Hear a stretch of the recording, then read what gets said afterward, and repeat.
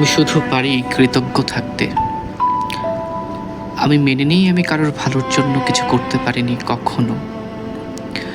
আমার জন্য অবশ্য অনেকেই করেছে অনেক কিছু। তর্কে আজকাল আগেভাগেই হেরে যাই, যাতে আমাকে না চাওয়া মানুষগুলোর পাশে অন্তত বসে থাকার সুযোগ পাই।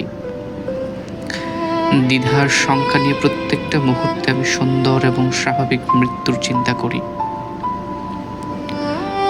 আত্মহনন আমাকে দিয়ে হবে না, আমি ভয় পাই।